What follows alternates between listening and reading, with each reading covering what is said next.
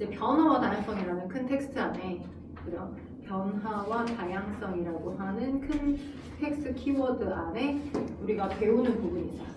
이 변화와 다양성은 지구과학 파트랑 생물 파트가 주로 메인으로 들어가 있어요.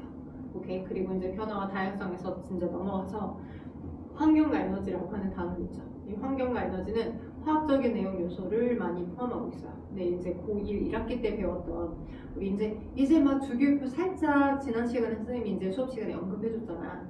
그 원소들의 어떤 화학적 규칙성 등등을 이제 좀 배우고 난 이후에 그 원소와 서로 다른 원소들끼리 어떠한 룰에 의해서 결합을 하고 또 다른 아이의 분자가 들어왔을 때 아 얘는 이러한 장점 때문에 내가 이렇게 결합을 하겠구나라고 하는 화학 반응, 산화 환원이라는 화학 반응에 대한 것과 산염기 중화 반응에 대한 부분이 들어가요. 특히나 산염기 중화 반응 부분에서는 양적 관계론적인 부분이 들어가다 보니 이게 원래 수능을 봤던 화학 과목에서도 많이 나오는 부분이라서 이 단원이 제일 어렵게 나와요. 시험 문제 나온다라고 한다면 막 몰이랑 비례식, 양적 관계론적인 측면으로 나오다 보니까 깊이감이 완전 깊어질 수 있는 부분이 이쪽에 이제 산염기 중화 반응, 변화와 다양성의 산염기 중화 반응 파트라고 보면 돼.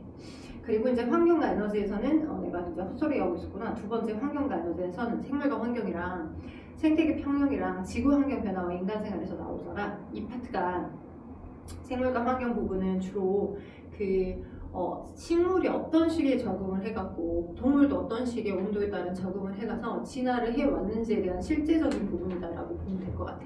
오케이. 그래서 여러 어떤 그 경험치와 텍스트적인 요소들을 좀 아우르는 부분이 있어.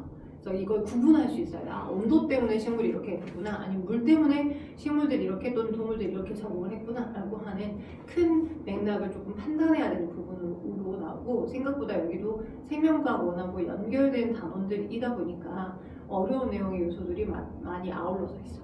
그래서 그 부분도 좀 깊게 공부를 해야 할 필요가 있더라. 그 다음에 이제 주로 남자 원장님이 다뤄주실 부분이 이제 에너지 전도 하려고. 이제 중학교 3학년 때 역학적 에너지 전환이랑 전자기 유도, 전기 에너지 전환 같은 거 배워봤지. 그게 거기서 그대로 나오는 거에 이어서 조금 더 자구가 확장돼서 어렵게 나와. 그러니까 혹시 이제 자기력선 계산하고 하는 거 있었죠. N극, S극, 솔레로이드 했던 거가 좀 내가 어렵게 느껴졌다라고 한다면 이번엔 좀 제대로 잡아줘야 돼. 그리고 이게 또 수능을 보는 과목이다 보니까 여기서 에너지 전환을 활용해서 맥락을 잘 판단해줘야지만 고난이도 문제를 조금 게릿할 수 있어. 그런 부분이 있고, 그리고 이제 과학과 미래 사회는 이 코로나 때문에 생긴 거라고 볼 수 있어. 우리가 이제 경험을 했잖아. 한 3, 4년 전에. 코로나 오고, 그죠? 신속 항원 검사처럼 이제 막 자가 검진 키트로 막 검사도 하기도 하고, 요즘 막 어떤 내용이나 영상들 같은 거 보면 뭐 PCR 했다.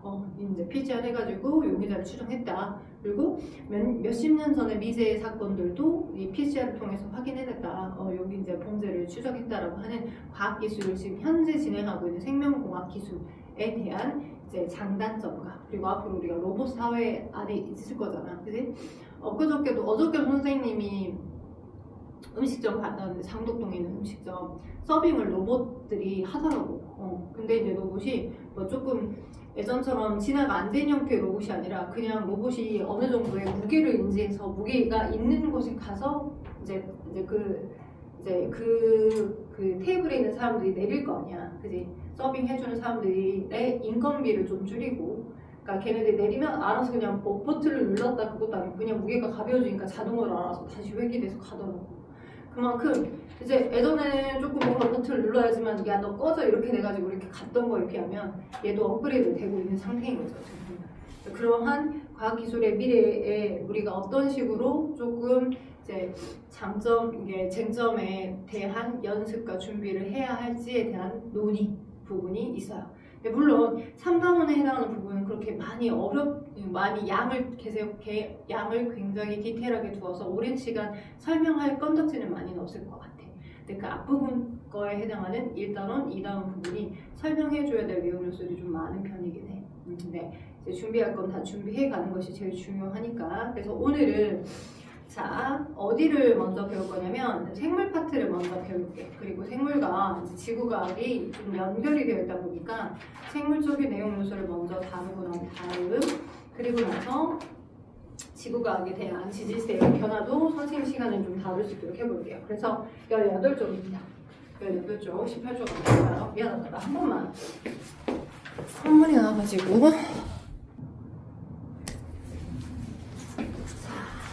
볼게요. 18쪽 진화와 생물 다양성에 대한 부분을 설명을 할게요. 자, 일단은 지구상에서와 지금 엄청나게 많은 생물이 존재하잖아요. 현재. 그리고 이제 사슴이랑 뭐 사냥이랑 그죠? 사슴도 종류들이 되게 여러 개인데 사슴이랑 고라니랑 같은 종은 아니죠. 종의 정의가 뭐야? 종의 정의. 우리가 뭘 종이라고 해? 어떤 걸 종이? 생식이 가능해야 돼. 그치? 종의 정의는 자연의 상태에서 교배하여 낳은 자손 또한 생식이 가능한 새끼를 낳을 수 있는 생식이 가능한 분류의 최소 단위. 생물 분류의 최소 단위. 적어줘봐. 가능한 생물 분류의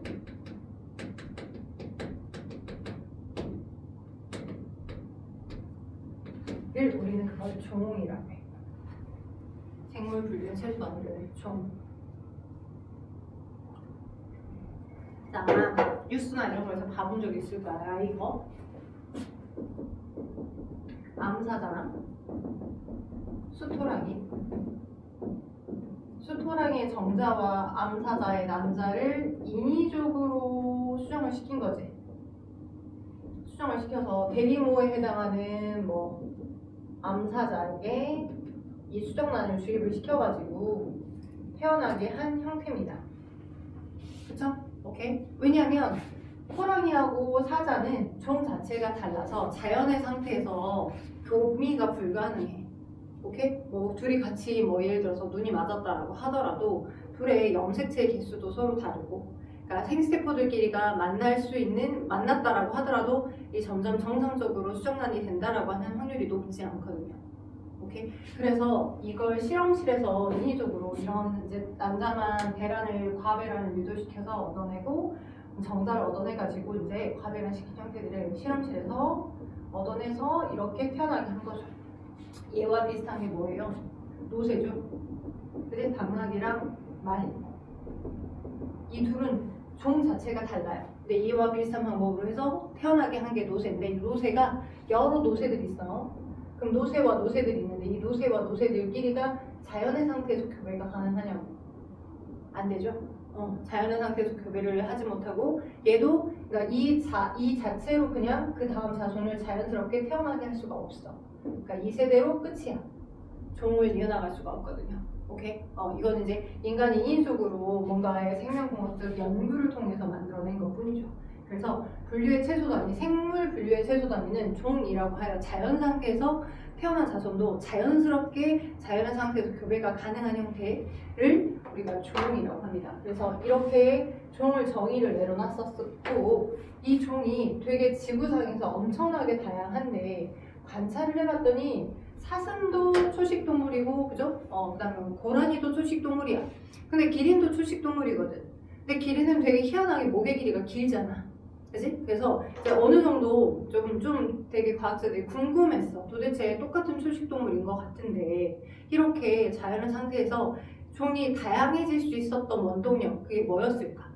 어찌하여서 이런 지구상에서와 이렇게 다 달라지게끔 됐었을까가 궁금해서 여러 논의를 해본 게 그게 여러 진화 이런 식으로 이러이러한 과정을 통해서 생물은 종이 다양해진 형태로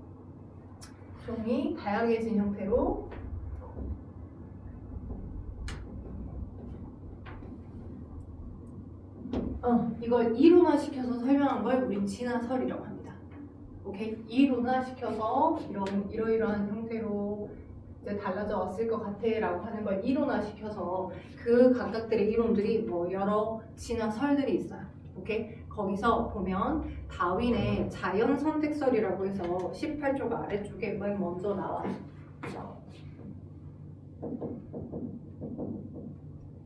일종의 이론이야. 실험을 해본 건 아니야. 생물에서는 이제 뭐 생명과학 같은 경우는 실험을 통해 그걸 논리를 받아들이는 경우도 물론 대부분 있지만 일부는 이제 실험을 통하지 않고 설정된 이론을 이제 철저히 확인하는 걸 통해서 받아들이는 경우도 있거든. 그래서 자 일단 다윈의 자연 선택에서 어떻게 해서 지구상에서 이렇게 생물종이 아주 다양해진 건가라고 하는 여러 이론 중 다윈의 자연 선택설이 가장 지금 현재까지는 사회적 합의의 선물로 이 논리가 맞겠다라고 받아들여지고 있는 이론이고요. 다윈의 자연 선택설 이전에 뭐가 있었냐면 여러분 책에는 그게 잘 나와 있지 않은데 시험 문제 풀 때 간혹 둘을 비교하거나 둘의 차이점을 인지하도록 하는 부분이 있어서 하나가 더 있어야 알려줄게요. 라마르크의 용불용설이 있습니다.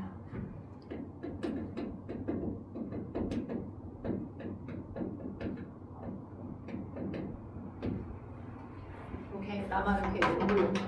자, 여러 학자들이 한 17세기, 18세기부터 계속 이 지구상에서 엄청나게 많이 생물종이 이렇게 비스꼬름한데 좀 다른 생물종이 어떻게 해서 탄생된 거고 만들어진 건지에 대한 여러 이론들을 얘기했던 것 중 하나가 저 용불용술은 이거와 똑같다. 이런 비슷한 의미야. 원래는 초식동물들이 사슴처럼 다 목길이가 다 짧았었대. 다 짧은 목길이를 가지고 있었던 얘네들밖에 없었대.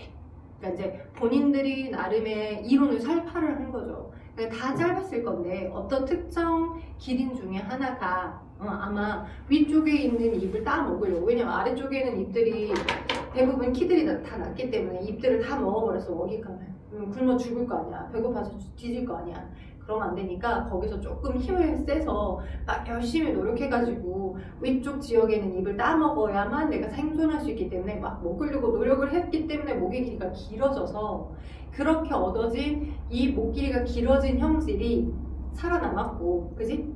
그래가지고 그 다음 태어난 애들도 다 자연스럽게 목 길이가 긴 상태로 태어나지게 된 거다 라고 얘기하는 게 라마르크의 용불용설이에요. 말 그대로 용불용설은 썼던 기간은 발달되어서 많이 이제 자주 사용하는 것들은 많이 발달되어지고 갈 거고, 자주 사용하지 않는 것들은 퇴화되어 갈 거다라는 형태로, 그렇기 때문에 지금 현재 쓰고 있는 것들이 많이 잘 살아남아진 거다라고 얘기하는 거. 그죠? 라마르크의 용불용설. 네, 다 목 길이가 다 짧았어. 목의 길이가 모두 다 짧았다. 오케이? 네, 길이네. 목의 길이가, 목 길이가 다 짧았는데, 그지? 짧았는데. 근데 이제 위쪽에 있는 먹이를 먹기 위해 노력한 거죠. 그래서 갑자기 길어졌네. 목 길이가. 그래서 그 다음에 태어난 그 아이, 길어졌던 목을 가지고 있는 얘네들이 생식을 해서 그 다음에 태어난 기린의 목은 무조건 길잖아.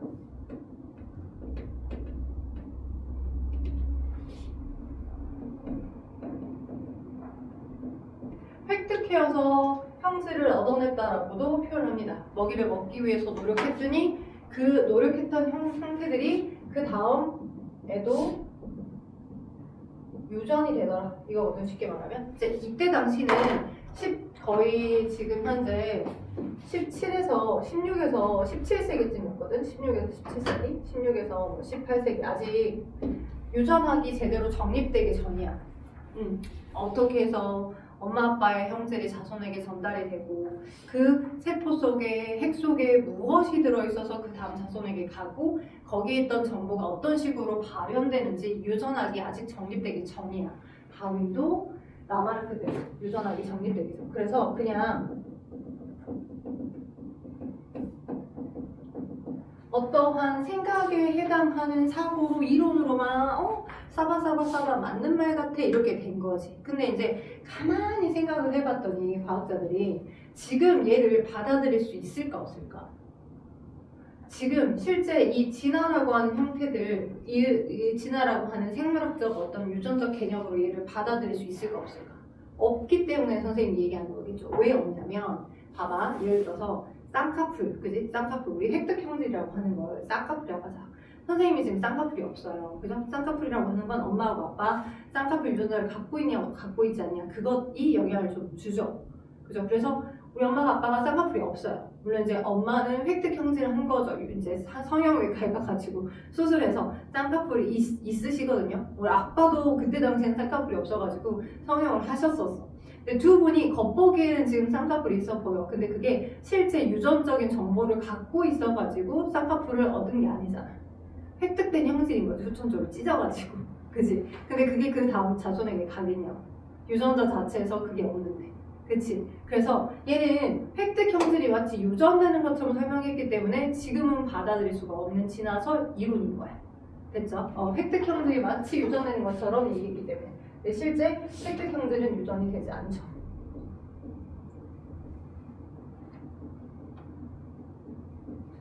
안 된다라고 하는 거 꼭 기억하셨으면 좋을 것 같아요. 그죠?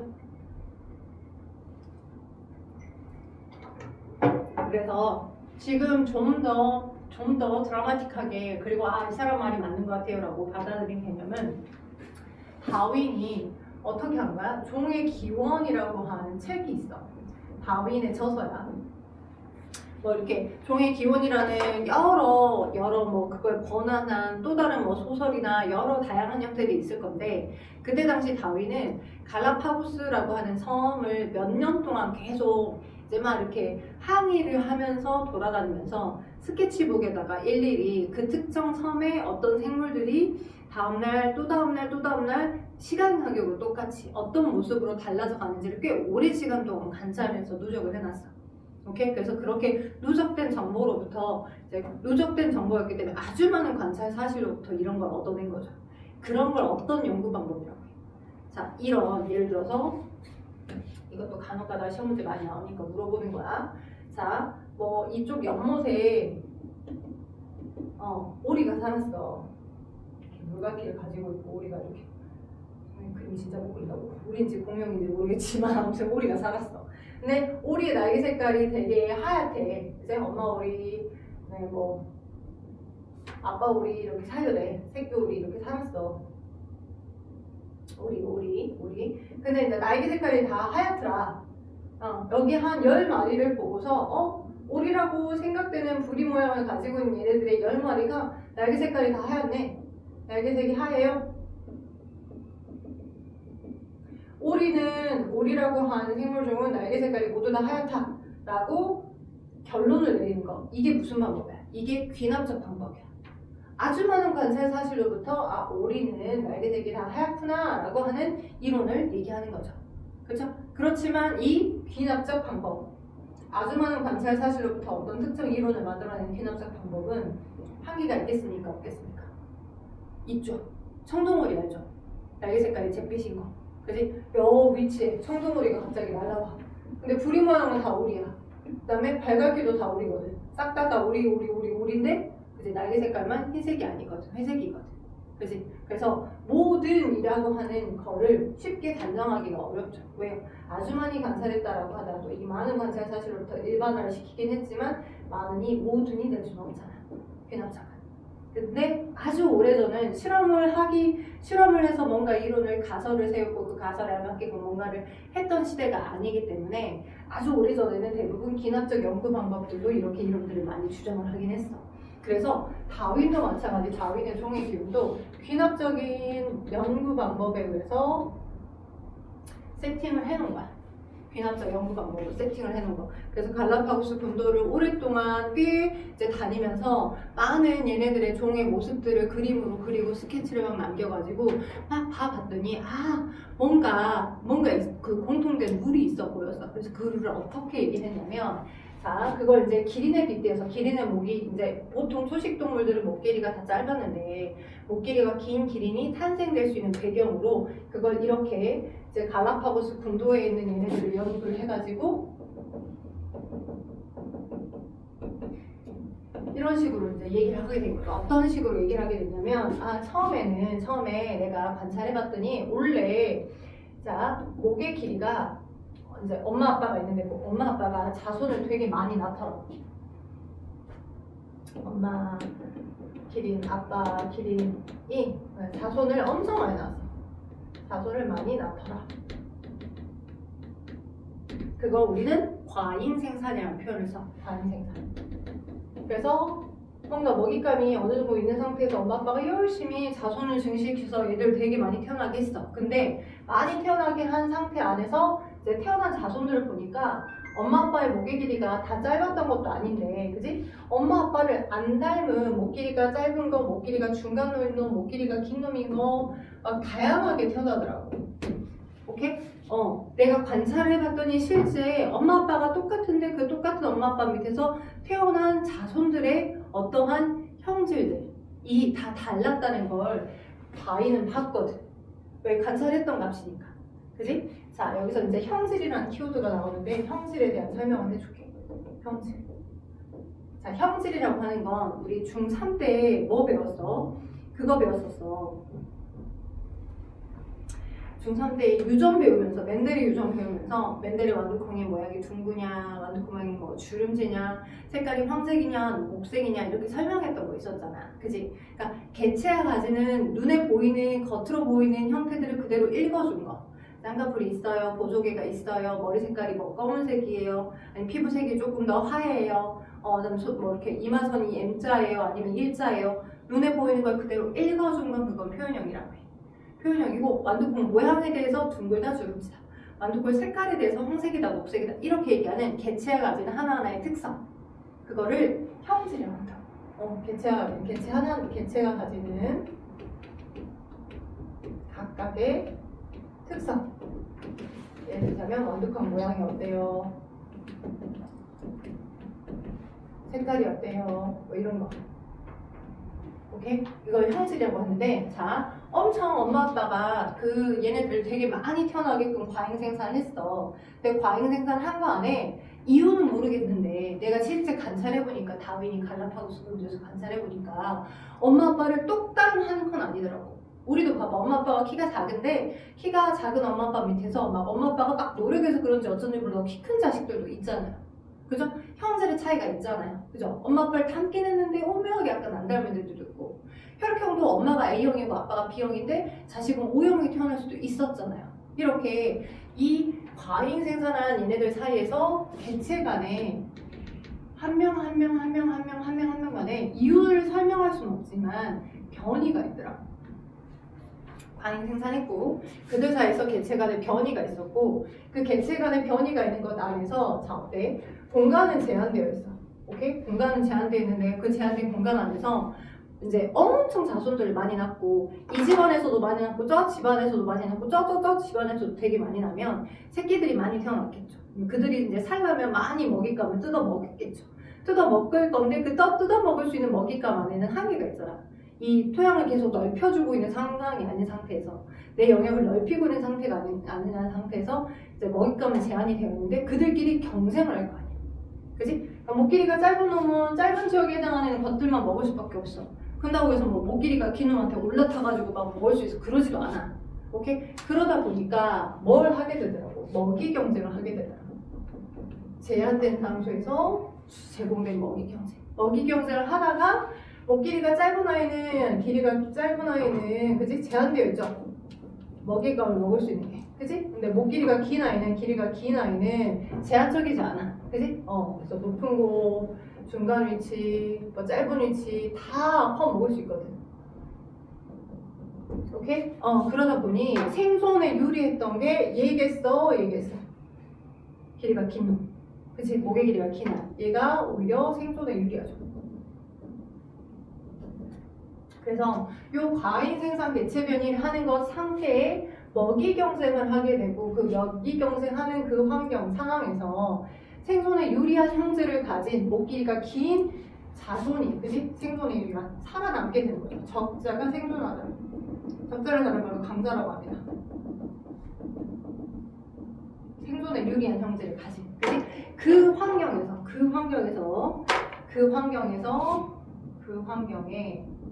조건에 살아남기 유리한 형질을 가진 개체가 살아납니다. 남더라.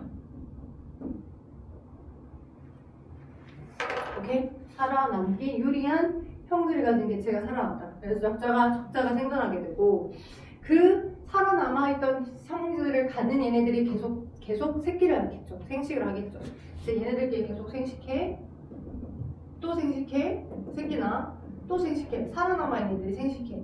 이게 몇 세대 때 동안 누적이 되다 보면, 그지? 현재는 그 환경 조건에서 살아남기 유리한 유전 정보를 가진 얘네들이 살아남아서 지금 현재는 다 목 길이가 긴 상태로, 그죠? 목의 길이가 긴 기린만이 존재하더라.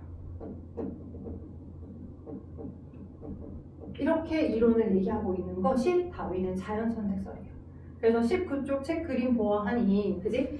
그림으로도 많이들 물어봅니다. 어떻게 많이 물어보냐면, 자, 첫 번째 처음에 그림에 많은 수의 기린이 살고 있었고, 길이가 짧은 것에서부터 중간, 그 다음 긴 것까지 다양했다라는 텍스트가 나오잖아. 그러면 얘는 뭐야? 다윈의 자연선택설이야. 돼요? 근데 그 18쪽 아래쪽에 없구나. 근데 이제 얘와 비교되게끔, 자연선택설과 비교되게끔 나오는 용불용설 같은 경우에 첫 번째 그림에 목 길이가 다 짧았다라고만 나와. 다윈의 자연선택설이 아닌 아마르크의 용불용설은 다 짧았다라고만 나와. 오케이? 자, 그러다가 점점 이제 먹이 제한을, 먹이 경쟁을 하게 되고 살아남은 목의 긴 기린이 자손을 남기고 이 과정이 반복되어서 목이 긴 기린이 번성되어서 이제 아예 유전적으로 기린은 목 길이가 긴 상태야 라는 식이 고정되어서 자연적으로 선택된 거다라고 보는 것이 다윈의 자연선택설이죠. 오케이. 이 이론은, 자, 만약 시험 문제에 나온다라고 한다면 이 순서를 그대로 한번 서술해 보세요 라고 하기도 하고, 거의 논술식처럼 어떤 상황을 줘. 뭐 어디 섬에서 어떠한 일들이 어떻게 일어났다라고 하는 거, 그런 상황을 주고 난 다음에 밑줄을 긋고 이 부분이 어디 부분에 관련된 텍스트에 대한 설명인 거냐라고를 판단하도록 하는 문제들로 많이 나와. 그러니까 이쪽은 생물이 워낙 이론이 상대적으로 화학이나 지구과학보다는 조금 더 이제 이지하거든. 오케이? 그러다 보니 많이 문제를 배배과요. 지문 텍스트를 굉장히 많이 주기도 하고 이런 식이다 보니까 거기 이제 내가 좀 독서력이 떨어진다. 그치? 거기에 되게 많이 쫀다라고 하는 친구들은 좀 준비를 할 필요가 있어. 이해되지? 뭔 말인지. 그래서 이렇게 과잉 생산, 개체 변이, 그다음에 먹이 경쟁, 이를 다른 말로 생존 경쟁이라고도 표현해. 그리고 적자 생존, 이게 오랜 세월 동안 누적이 돼서 그 형질의 그 환경 조건에 살아남기 유리한 형태의 유전 정보를 가진 애들이 살아남아서 계속 선택되더라라고 얘기하는 게 자연선택설이 되겠습니다. 유전과 진화라고 맨 마지막 마무리가 되는 거죠. 그러니까 진화는 아예 종 자체가 달라진 거야. 그러니까 원래 여기서 보자면 원래 애초에는 목 길이가 다른 다양한 형태의 기린이 태어났었던 게 맞아, 처음에는. 근데 지금 이 과정에서 계속 반복되다 보니까 아예 목 길이가 긴 형태의 종으로만 고정이 돼버린 거잖아. 그치? 그래서 아예 이제 종으로 분리가 된 형태까지 간 것을 자연선택설이라고 하고요. 자, 오른쪽 거기 옆에 보면 자연선택설의 19쪽 오른쪽 자연선택설의 한계점에서 나와요. 한계점이 뭐냐라고 나와 있는데, 이게 뭐냐면 그때 당시 막 제국주의랑 식민주의 시대랑 뭔가 이제 막 그 뭐지? 제국주의뿐만 아니라 일본은 제국주의였지만 뭐지? 2차 세계대전, 1차 세계대전 이렇게 막 그런 세계대전 시대였었어. 그러다 보니 식민 지배에 대해서 타당성에 대한 걸 설명한 형태로, 야, 내가 너네들보다, 원시 부족들 너네들보다 힘이 세잖아. 그러니까 내가 힘이 세고 내가 어떤 뭐 유리한 어떤 화력 도구를 갖고 있고 내가 어차피 살아남을 게 뻔하니까 너네들은 우리 밑에 깔아서 들어가야 되는 게 맞아. 식민 지배를 합리화한다거나, 그지? 이런 뭔가 힘이 센 사람들은 어찌됐든 내가 이 종에서, 이 자연에서 살아남을 수 있는 이론이, 살아남을 수 있는 근거가 더 높기 때문에 당연하게 그들을 뭐 그렇게 침략한다거나 그들을 약탈한다거나 하는 거에 대한 어떤 타당성을 제공해주는 이론으로 돼버린 거야. 그러니까 무조건 좋다라고 보기는 어렵고 시대 흐름에 따라서 이렇게 이용이 돼버린 경우도 있는 거지. 그러려고 다윈이 얘기한 건 아니었겠지만. 이해되지? 그래서 거기 보면 선택을 그러한 형태가 이제 여기서 간단하게 자연선택설의 한계점만 나와 있고 뭔가 단점도 나와 있는데 그것도 좀 얘기를 거기다 써주셨으면 좋겠어요. 자윈의 긍정적인 측면만 있었던 게 아니라 부정적 측면도 부정적 측면. 그 당시 시대상에 의해 식민지배의 합리화 또는 뭐였지? 약탈, 침략, 약탈 또는 시장 경제 독점에 대한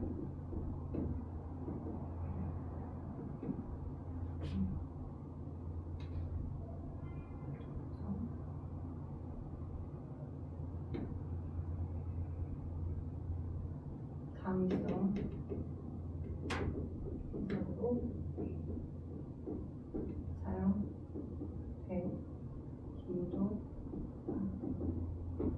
그 당시 시대 상황에 의해서 식민 지배를 합리화시킨다거나 침략이나 약탈 또는 시장경제 또는 독점의 당위성 해석으로 사용되기도 했던 부정적 측면이 있다는 것도 기억해서 적어주시면 정말 좋을 것 같아요. 시험 문제에 나오거든. 됐죠? 자, 그리고 이제 내가 여기 18쪽 아래쪽에서부터 진화에 대한 설명, 다윈의 자연선택설에 대한 설명을 먼저 얘기를 해줬는데 18쪽의 위에 해당하는 개념도 살짝 설명을 해주어야 제대로 자연선택을 한번 마무리를 할 수 있을 것 같아서 그리고 한 가지만 더 지금 이렇게 얘기했는데 이게 지금 다윈의 자연선택설이잖아.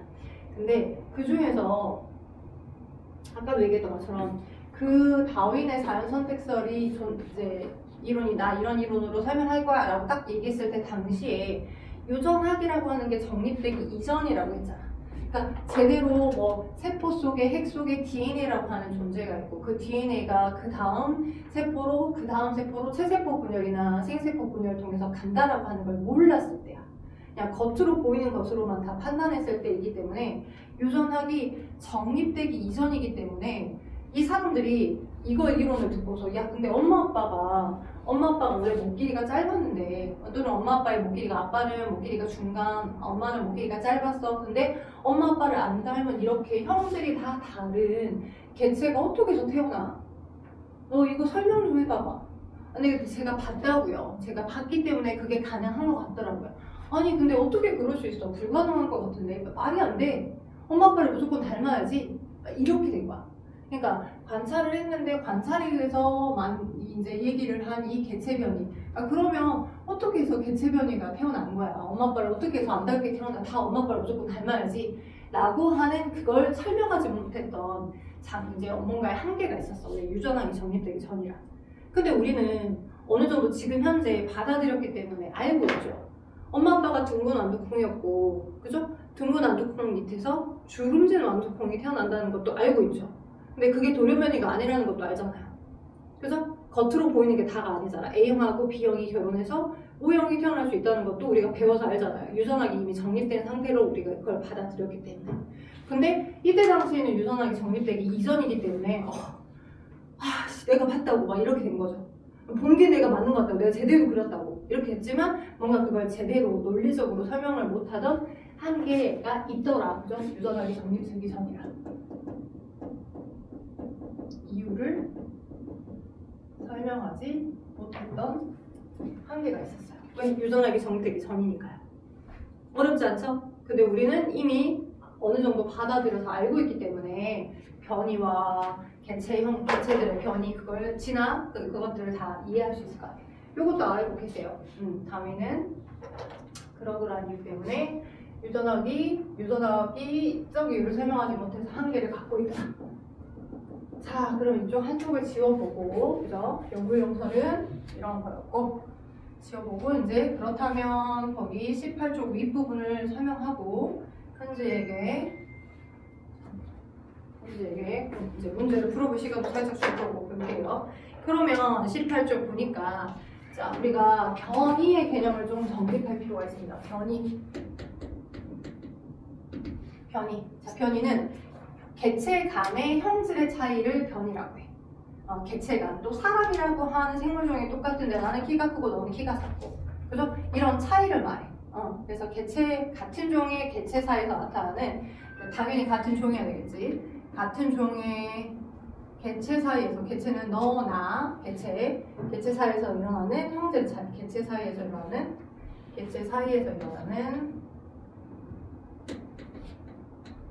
형질의 차이. 그거 우리 뭐라 하자? 변이라고 하자. 변이. 그지? 변이. 근데 이 변이에 이제는 이제 유전학이 정립됐으니까. 다윈은 그때 당시 유전학이 정립되기 전이라서 이론을 설명하지 못했지만, 그지? 이제는 유전학이 정립됐기 때문에 변이의 원인을 다 설명할 수 있어요. 그죠? 변이의 원인.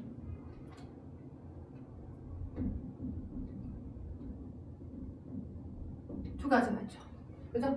변이가 일어날 수 있는 원인. 이 원인을 보고, 아, 너는 지금 유성생식기관 변이 조합에 일어난 거야. 아니면, 아, 너는 돌연변인 거야. 라고 하는 것들을 이제 구분하실 수 있어요. 오케이? 자, 변이의 원인은 크게 두 종류가 있는데, 일단 첫 번째는, 당연히 여러분도 알다시피 둥근한도와 둥근한도 밑에서 뭐만 태어나야 돼? 무조건 둥근한도만 태어나야 돼. 겉으로 보기에는 둥근한도고, 겉으로 보기에 너도 둥근한도야. 오케이? 근데 여기에 가지고 있는 우열관계가 명확한 대립연자를 서로 다르게 갖고 있었다면, 그죠? 라지알, 소문잘, 라지알, 소문잘. 그지? 또한 라지알은 둥글다라고 하는 둥글게 하는 대립유전자인데, 소문잘은 주름지다라고 하는 걸 결정해주는 유전자고. 근데 이들 사이에서 우열의 관계가 명확해. 그리고 명확한 데다가 서로 이렇게 다르게, 각각 서로 다르게 두 종류로 갖고 있으면 우성만 표현되잖아. 그지? 우성만 표현돼서 둥글게 나타났지만 얘네가 체세포여서 두 개를 갖고 있지만 이 다음 자손에게는 각각 생식세포 안에 한 개씩만 들어가잖아. 라지알만 갖는 거, 소문자알만 갖는 거. 맞지? 여기도 라지알만 갖는 거, 소문자알만 갖는 거. 이렇게 각각 분리되어 들어가잖아. 그죠? 생세포 안에 분리되어 들어가서 소문자알 조합을 갖고 있을 경우에는 주름진 완두콩의 자손이 태어날 수 있었죠. 그죠? 근데 이 25%밖에 안 되는 확률에서라도 주름진 것과, 그지? 둥근 게 나올 수 있으니, 그지? 나올 수 있으니, 그지? 오케이? 그러면 엄마 아빠 밑에서 엄마 아빠를 안 닮은 베이비가 태어났어. 그러면 이걸 우리는 겉으로만 보고서, 아, 너 엄마 아빠 안 닮았으니까 돌연변이야 라고 얘기하면 이건 정말 약간 생물을, 과학을 제대로 공부를 안 한 거죠. 이건 가능할 수 있는 유성생식의 조합에 의해서, 그죠? 생세포를 만들어내고 생세포의 조합에 의해서 태어날 수 있는 모든 가능성이야.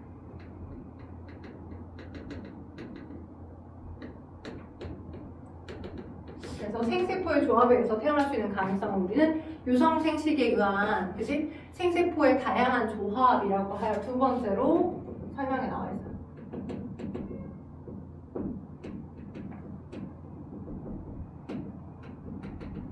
그치? 같은 종의 개체사에서 일어난 형질의 차이. 근데 그 변이의 원인이 첫 번째 생세포의 다양한 조합에 의해서, 유성생식에 의한 조합에 의해서 엄마 아빠를 안 닮은 베이비가 태어날 수 있더라.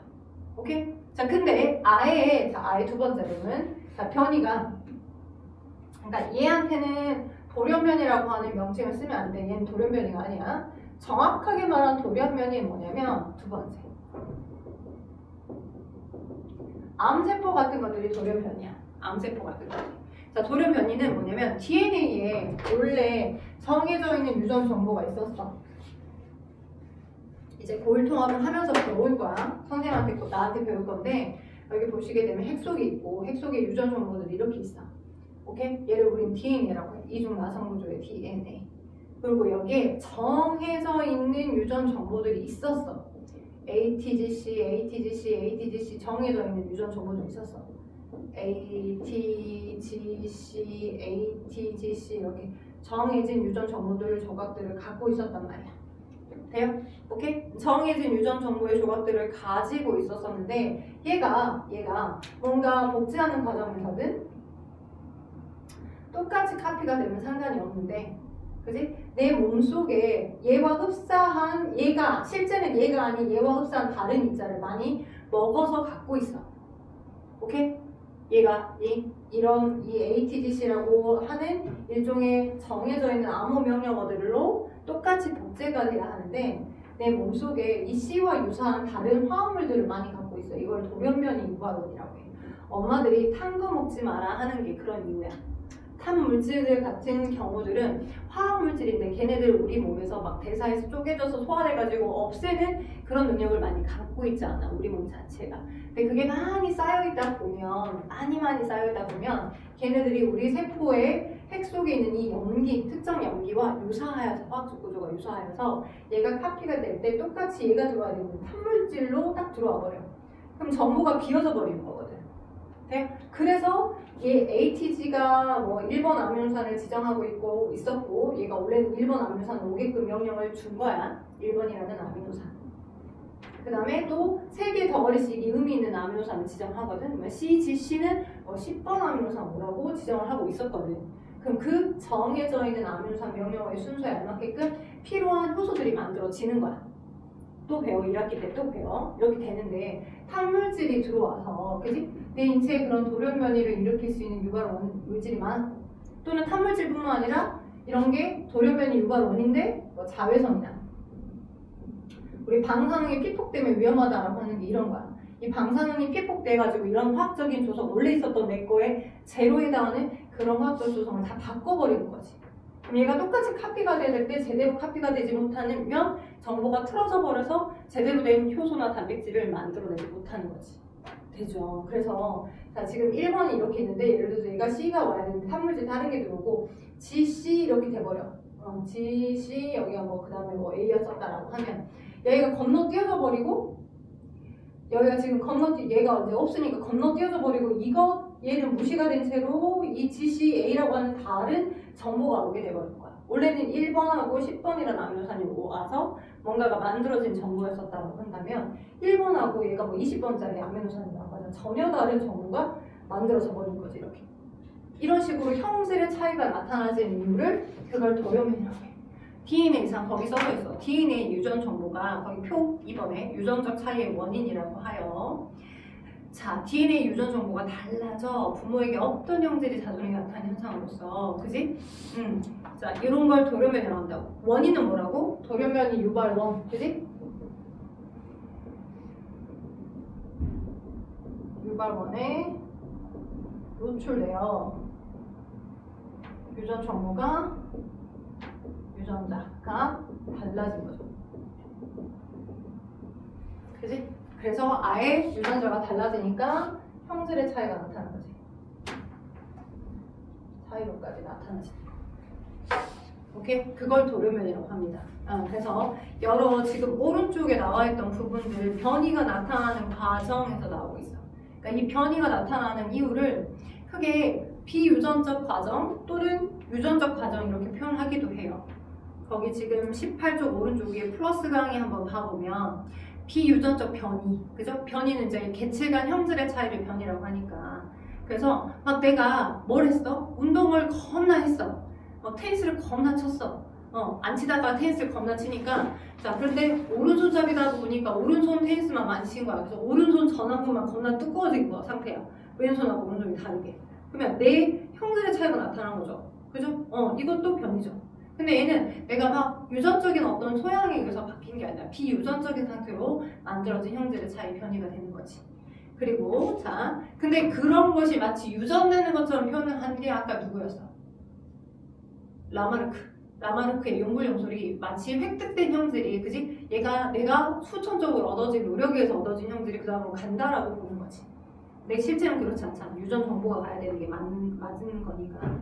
이번에 변이가 나타나는 과정에서 나와 있어요. 개체가 가진 유전자의 차이가 있어서 합성되는 단백질의 종류와 양이 달라지고 그에 따라 형질의 차이인 변이가 나타나는 거. 원래 자주색 꽃 유전자가 있고 그러면 걔네들이 자주색 색소를 많이 만들어 자주색 색으로 발현이 되는 거고 그지? 흰색 꽃 유전자 같은 경우는 흰색 형태로 왜 자주색이라고 하는 게 입혀지지 못하니까 흰색으로만 발현되는 거지.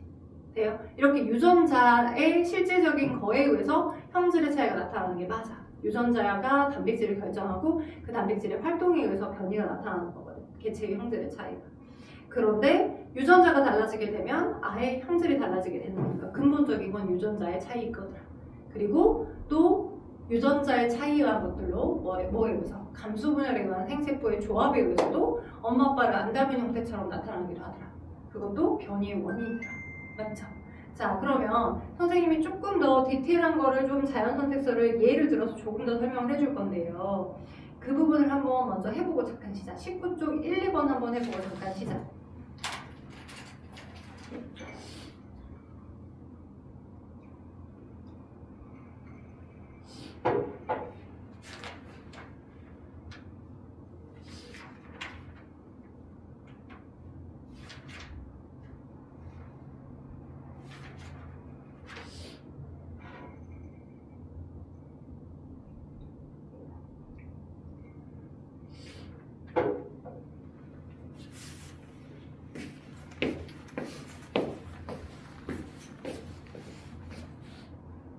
적인 설명을 할게요. 자, 개념 속독이 1번. 자, 바로 넣기 1번. 첫 번째, 같은 종의 개체사에서 나타난 형질의 차이를 변이라고 하고 주로 개체가 가진 유전자 차이죠. 근본은 유전자 차이입니다. 환경에 적응하기 유리한 형질을 가진 개체가 그렇지 않은 환경에 비해 더 잘 살아남아 자연 선택 말하는 거겠네. 오랜 시간 동안 여러 세대를 거쳐 생물이 변화하는 현상, 그걸 우리 진화라고 합니다. 오케이. 자, 자연 선택설에 대한 설명에서 OX 물어봤습니다. 생물은 주어진 환경에서 살아남을 수 있는 수만큼만, 일단은 살아남을 수 있는 수일지 아닐지 몰라. 그냥 일단 육장만이다. 그지? 인간만 이렇게 약간 그 지능이 있다 보니까, 고지능이다 보니까, 그죠? 막 안 나는 거고. 그래서 1번은 X예요. 자, 2번. 같은 종의 개체들 사이에선 변이가 있어서 개체마다 환경에 적응하는 능력이 다 다르다. 맞죠? 맞아요. 자, 같은 종의 개체들 사이에 먹이와 서식지, 배우자들을 두고, 네, 맞죠. 생존가치가 경쟁을 할 수밖에 없어요. 사돈의 8촌이더라도 할 수밖에 없어. 자연선택설을 따르면 과잉 생산과 변이, 자연선택, 생존 경쟁이 먼저, 그리고 그게 누적이 돼서 살아남은 애가 계속 또 새끼를 낳다 보니까, 그래서 최종적으로 생식과 유전이 반복된 결과 자연 선택이 된 거죠. 그 형태를 갖고 있어요. X입니다. 그리하여 우리는 잠깐만 쉬었다 가죠. 3시 4분이니까 한 11분 정도까지만 쉬었다가 또 그 다음하고 자연선택에서 설명할 수 있도록 좀 해줄게요. 마마라고 하는 현상이 있는데 그거를 좀 설명을 드릴게요. 뭐냐면 예전에 이제 18세기 맨체스터 지방에 맨체스터 하면은 뭐 축구만 생각을 많이 할 수 있는데 맨체스터 지방에 이제 산업혁명 하기 전이야. 산업혁명이라고 하는 건 대량으로 공장을 많이 짓고, 그죠? 엄청나게 막 뭔가 산업을 많이 불을 일으켰죠. 제조공장이나 이런 것들을 많이 일으켜서. 그래서 산업혁명 이전과 이후에 자, 나무, 그 도시의 나무에 이제 끼어 있는 뭐가 있었냐면 지유류가 있어. 지유류는 어떠한 생물이냐면 조류와 균류의 공생체야. 그러니까 조류는 여기서 말하는 게 닭 같은 그 조류가 아니라 해조류. 그러니까 해조류처럼 그러니까 이끼까지는 아니지만 이끼는 확실히 말하는 선대 식물이거든. 이끼들보다는 조금 더 발달이 덜 된 뭐 미역이나 다시마 같은 그런 원생 생물군에 속하는 그런 조류들하고 약간 포자로 번식하는 곰팡이성에 해당하는 얘들이 섞어서 있는 얘네들을 우리는 지유라고 하는데, 생물에서 지유류라고 하는데 약간 지표생물이야. 어떤 지표생물이냐면 공기 정화의 지표생물. 공기 정화라고 표현하기 좀 그렇긴 하고, 거의 SO4, SO2 지표생물인데 쾌적함이라고 표현해야 되나? 공기의 쾌적함? 뭐 이런 지표생물들이라고 보면 돼. 쾌적함일지 아닐지에 대한 지표생물들. 됐죠? 쾌적함이라고 표현하는 게 좀. 보통 이 산업혁명에 의해서 막 뭔가를 막 도시가 산업화가 되면 공장에서 매연을 많이 배출할 수밖에 없어. 워낙 그 화석연료를 많이 떼니까, 화석연료로 또 공장이 막 가동이 되니까 매연이 많이 발생할 수밖에 없고, 이 매연이 발생하게 되면 그 이런 기체들, SO2 기체나, 그지? 이산화황이나 이산화질소와 같은 기체들이 많이 생겨요. 근데 이 기체들에 의해서 얘는 공격당해 죽어. 원래는 되게 하얀색의 지유류가 이 조경수 나무에 잘 끼어 있었고, 그리고 그리고 이 하얗게 생겨있는 지유류가 있다 보니까 여기에 흰색 날개를 가지고 있는 나비들이 잘 살았어. 그래서 이 나비의 이 나방의 개체수 변화를 보는 거야. 그 나방이 흰색 색깔을 가지고 있는 나방만 있는 게 아니라 검은색 색깔을 가지고 있는 나방도 있었거든. 그래서 동종의 나방의 개체수 변화를 공업화만 이전하고, 그러니까 산업혁명 이전하고 산업혁명 이후를 관찰해봤더니 그게 진짜 자연선택이구나 라고 판단한 거지. 어떻게 판단했냐면, 자, 여기 지금 똑같은 생물 중에 해당하는 나방이 있는데 흰 나방이 있고 검은 나방이 있더라고.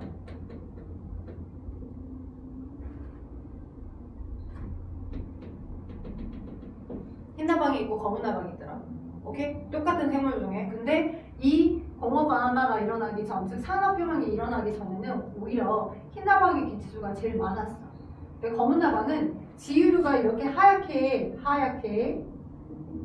생존해 있을 때 여기 검은색 나방이 딱 이렇게 뭔가 몸을 이제 이렇게 막 붙어 있으면, 흰색의 검정이 딱 붙어 있으면 바로 눈에 확 띄잖아. 그러니 천적의 먹잇감에 보이기 딱 좋겠죠.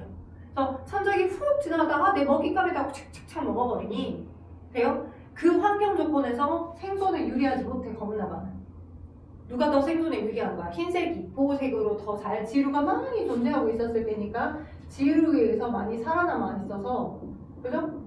지유류에 의해서 많이 생존해 있기 때문에 눈에 잘 띄지 않기 때문에 생존이 더 유리한.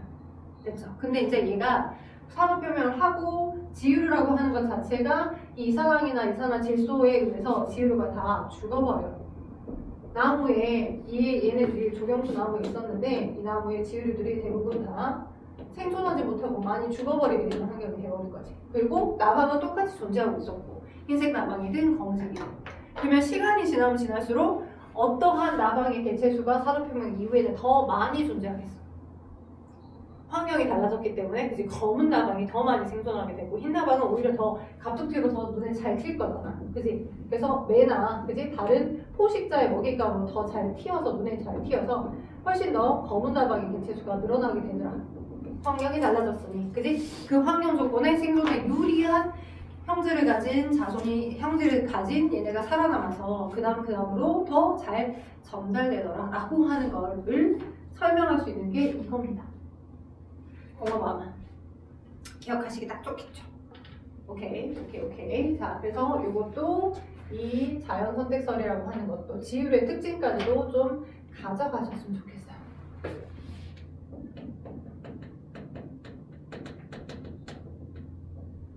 그리고 자연선택설로 설명드릴게요.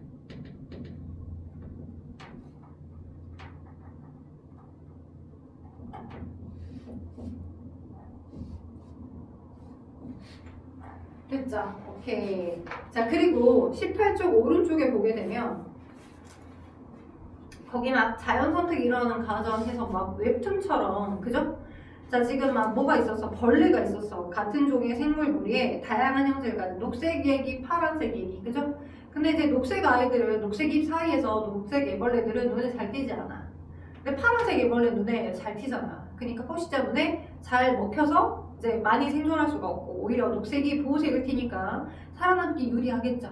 그래서 더 자손들이 많아지더라라고 하는 형태들로 설명이 가능하더라. 그지? 그래서 항생제 내성 세균들에 대한 설명들도 이렇게 많이 나옵니다. 문제를 풀다가 보면 세균 있어. 세균은 단세포성 이제 유전 정보를 이렇게 가지고 있는 단세포성. 얘가 이제 체세포 분열을 통해서 자신의 개체수를 늘리는 애야. 체세포 분열을 통해서 자신의 개체수를 늘려. 근데 이제 빨리 20분마다 한 번씩 자신의 개체수를 늘리다 보니까 20분에 한 번씩 체세포 분열을 통해서 자신의 개체수를 늘리다 보니 돌연 변이가 좀 많이 생기는 편이긴 해. 자연스럽게. 오케이?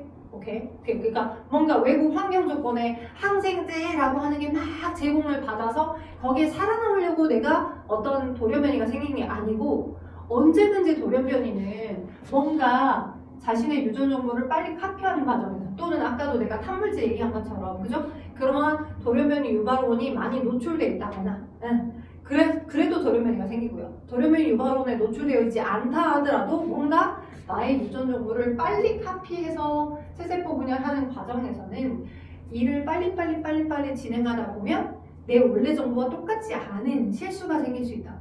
그게 염기서열의 변화가 생길 수 있는데 빨리빨리 카피하는 과정에서 그게 돌연변이야. 여기서 말하는 염기서열은 이제 DNA상 염기서열의 변화. 그지? 이건 언제든 항상 생길 수 있어.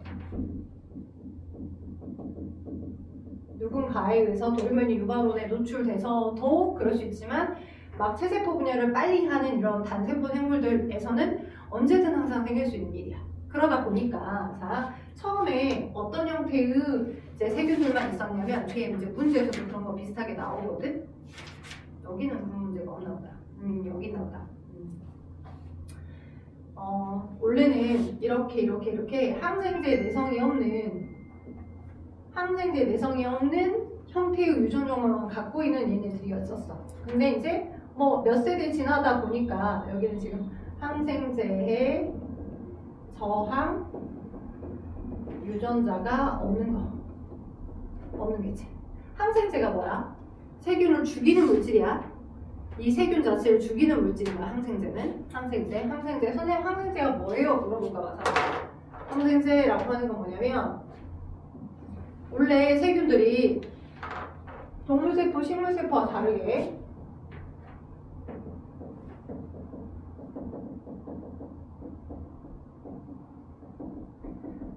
식물세포와 다르게 세균들은 세균의 세포벽을 가지고 있어. 세균의 세포벽 성분을 가지고 있어. 식물도 세포벽을 갖고 있지. 식물도 네모나게 자신의 세포벽을 가지고 있긴 해. 근데 세균이 가지고 있는 세포벽 성분은 당과 탄수화물로 범벅되어 있어. 단백질도 있고 탄수화물도 있고. 오케이? 내 식물은 완전히 탄수화물 종류들로만 되어 있지만 여기는 단백질도 있고 탄수화물도 있어서 그 세균이 가지고 있는 세포벽 성분은 우리 다른 말로 뭐라고 하냐면 펩티도글리칸이라고 해. 펩티도글리칸. 세균이 가지는 성분, 세포벽 성분. 근데 그 항생제라고 하는 게 저 펩티도글리칸 합성을 억제해주는 물질이야. 펩티도글리칸 합성을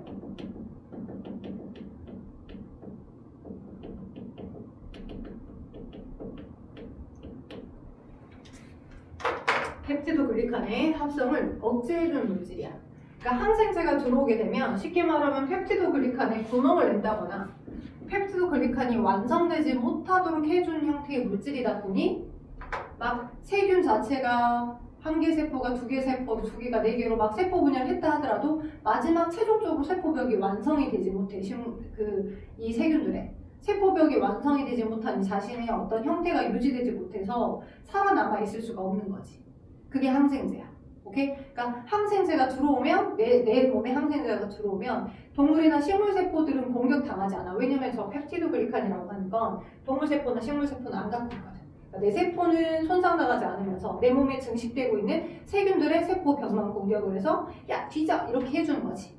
근데 저 항생제라고 하는 것이 들어와야지만 뭐가 이제 막 그렇게 변이가 생기는 게 아니라고. 오케이? 근데 얘가 우연찮게 항생제 저항 유전자를 안 갖고 있었었는데, 그지? 세균의 집단이 항생제 저항 유전자가 한 번도 없었는데 몇 세대에서 얘네들이 막 열심히 뭘 하다 보니까 이렇게 됐어요. 이렇게 항생제 저항을 가지고 있는 유전자를 갖는 세균이 뿅 갑자기 생긴 거야. 오케이? 그리고 항생제가 투여가 돼. 이 환경에서 이제 주인네가 얘네들 죽여버리려고 항생제 같은 걸 먹었어요. 이 공간에. 그지? 그러면 항생제 저항 유전자를 안 갖고 있는 얘네들과 여기는 항생제 저항 유전자를 우연찮게 갖게 된 얘잖아. 항생제 저항 유전자를 가지게 된 세균인 거잖아. 그지?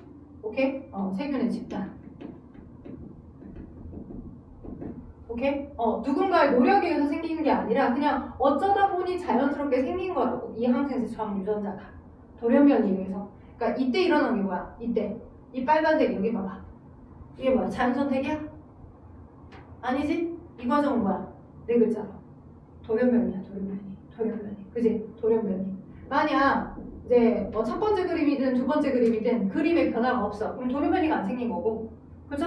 첫 번째 그림에서는 다 저항이 없는 유전자밖에 없었는데 갑자기 갑툭튀로 저항을 가지고 있는 유전자가 생겼다? 돌연변이가 생긴 거야. 누군가에 의해서가 아니라 자연스럽게 어쩔 수 없이 얘가 세포 분열을 막 빨리빨리 많이 하다 보니까. 근데 그게 우연찮게도 뭐가 항생제라고 하는 공격을 하는 이런 환경이 제공이 됐었고 그 환경에 누구는 살아남고 얘는 살아남고 얘네들은 거의 대부분 죽었겠지. 그래서 얘네들은 살아남지 못하고 대부분 죽고 네? 생존할 수가 없었고 얘네들이 살아남아서 항생제 저항 유전자를 가진 애들이 살아남아서 조금 개체수가 늘어날 수 있겠죠. 그런 유전자를 가지고 있는 애들이 살아남았을 거니까. 나머지 애들은 다 죽었고요. 그죠? 저항을 안 갖고 있는 애들은 죽었고요.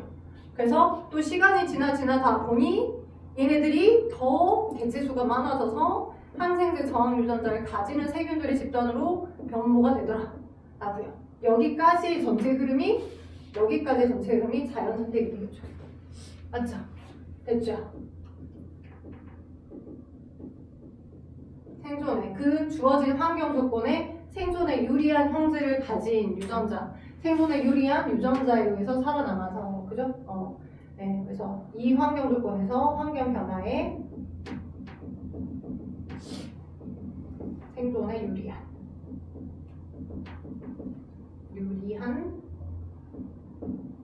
형질. 그러니까 이것도 자연 선택을 하다 보면 자연 토태도 자연 선택이 어떻게 보면 자연 토태도 자연 선택. 오케이? 자, 그래서 그런 방향으로 인지를 하시면 될 것 같습니다. 자, 그렇다면 대부분 필요한 걸 설명을 다 했고요. 자, 넘겨서 22쪽, 23쪽 가장 자연 선택에서 많이 나오는 모의 실험이 있습니다. 자, 거기를 같이 한번 풀어보고 답 한번 달고 또 문제 풀 시간 줄게요. 봅시다. 자, 22쪽 보니까 자연 선택 과정에 대한 모의 실험에서 나옵니다. 자, 지금 빨간색 도화지가 있고요. 국어를 잘 봐야 된다죠. 빨간색 도화지에 빨간색이랑 주황색 돌, 노란색과 초록색 돌이 각각 있어요. 첫 번째. 눈을 감았다가 갑자기 뜨면서 가장 먼저 눈에 보이는 가설을 젓가락으로 빼는데 딱 뜬 순간 뭐 노랑이나 딱 뜬 순간 초록이나 딱 뜬 순간 뭐만 아니고 파랑 보일 수 있어. 근데 눈에 딱 뜨는 순간 눈에 가장 먼저 빨강 먼저 보이진 않을 거야. 왜? 색깔이 묻혀서 잘 안 보일 거니까. 그래서 눈에 딱 보이는 즉 포식자, 그러니까 환경 조건에 그지? 생존에 유리하냐 유리하지 않냐 그 골라내는 거죠. 쉽게 말하면. 그래서 15번을 반복을 해서 포식자 등에 의해 제거가 되는 걸 표현해주는 게 두 번째 실험인 거고요. 세 번째 실험은 도화지 위에 남은 과자의 개수를 색깔별로 다시 센 다음에 기록하고 남은 과자의 색깔 비율에 맞춰 총 15개의 과자를 추가하고 잘 섞어준대. 그러니까 남아있는 얘네가 빨간색이 좀 더 많이 남았겠죠. 그리고 뭐 노랑 일부나 뭐 초록 일부가 남았을 건데 걔네들을 비율에 맞춰서 다시 15개 정도를 색깔에 맞춰서 골고루 투입을 한다라고 하는 건 남아있는 얘네들이 자손을 낳았다, 생식을 했다라고 비유를 할 수 있겠죠. 이걸 또 여러 번 반복을 하면서 점점점 몇 개가 어떤 색깔들이 횟수를 거듭할수록 더 많이 살아남아 있는가를 아래 표에 빨간색 도화지에서부터 스타트해야만 각각의 색깔 또는 두 번째 실험에서 도화지 색깔을 초록색 도화지로 바꾼 것뿐이야. 초록색 도화지, 초록색 돌, 빨간 돌, 노란 돌, 그 다음에 뭐 이렇게 각각 줘서 실험을 해본 거죠. 그랬더니 빨간색 도화지 상에서 남아있는 과자 횟수가 과자의 색깔이 더 많은 게 빨간색은 13개, 3회쯤 반복했을 때 13개. 그죠? 3회쯤 반복했을 때 초록은 2개밖에 안 남았네. 초록색이 눈에 더 잘 튀어서 많이 제거됐다는 거지. 그지? 그 다음에 마찬가지로 초록색 도화지에서는 빨간색이 초록색 도화지에서는 초록색이 많이 남았어요. 16개. 당연한 거 아닌가? 눈에 안 튈 거니까. 근데 빨간색은 2개밖에 안 남았다. 아, 빨간색이 눈에 제일 많이 튀어서 빨리 튀어서 제거가 잘 된다 보다. 이렇게 됐죠? 그래서 이거 우리가 정리해보면 맨 밑에 환경에 따라 특정 환경에 적응하기 유리한 형질을 가진 개체는 그렇지 않은 개체에 비해 더 잘 살아남거나 살아남은 개체 형질이 자손에게 전달되어 그 형질을 가진 개체의 비율이 더 올라가더라라고 하는 걸 확인할 수 있겠죠. 어렵지 않죠? 오늘 배운 거? 오케이. 자, 그러면 현지씨 오른쪽 23쪽 확인 문제 있죠? 1번부터 2번, 3번까지 한번 지금 완성해 주시고요. 내가 아까 화장실 간다 했는데 바빠가지고 못 갔다 왔거든. 화장실 없는 갔다 올 거니까 23쪽에서부터 어디까지? 24쪽에 있는 24쪽, 25쪽에 있는 8번까지 한번 풀어보시고요. 8번 풀어놓으시고 그 다음 넘어가면서 27쪽에 여러가지 1등급 도전 문제 있거든요. 1, 2번까지 총 8번, 1, 2번 10문제죠? 23쪽 하시고요. 지금 한번 해줘보세요. 네, 1번 정답입니다. 1번이 답입니다. 자, 3번에 B에 파란색 도화지는 실험을 반복할수록 도화지에 남는 비율이 높아졌지만 검은색 도화지에서는 남는 비율이 낮아졌어요. 왜냐면 도화지 색깔에 따라서 눈에 더 잘 튀냐 튀지 않냐가 차이가 나는 거죠. 그래서 쓴다면 어떤 환경에서는 생존에 유리한 형질이 다른 환경에서는 생존에 불리하게 작용하여 자연선택의 결과가 달라지기 때문이다 라고 써주시면 되겠죠. 그렇게 갑시다. 자, 넘겨서 24쪽에 있는 1번부터 8번까지 한번 확인해 볼게요. 1번 변이에 대한 설명입니다. 옳지 않은 것 하고 물어봤습니다. 자, 1번 보니까 4번 맞나요? 네. 2번에 변이에 대한 예로 옳은 거 물어봤습니다. 2번 보니까 4번 맞나요? 네. 자, 3번에 변이와 자연 선택에 대한 설명에서 옳은 것만 보여서 골라봅시다 라고 했습니다. 답은 4번 맞나요? 잘하네. 자, 4번 갈게요. 색깔이 다 달랐네. 다 달랐고 지금 이렇게 피지자가 모두 같은 종인데 눈에 튀는 자연 선택을 보여주고 있는 답은 3번. 자, 4번 생물의 진화에 대한 설명에서 옳은 것 하고 물어봤습니다. 답은 5번. 네. 자, 일단 6번 다윈의 자연 선택설에 대한 설명에서 옳지 않은 거 물어봤는데 다윈이 많이 사용하는 기간은 점점 더 발달하고 이런 멘트를 쓰지 않았죠. 얘는 라마르크가 얘기했겠죠. 5번이에요. 7번 자연선택설에 대한 진화의 과정을 순서 없이 나타낸 건데 자 일단 순서를 문장을 보면서 하나씩 선택을 해보자. 첫 번째, 개체들 사이에서 먹이나 서식지를 차지하기 위해서 경쟁이란다. 이건 생존 경쟁이죠. 생존 경쟁이에요.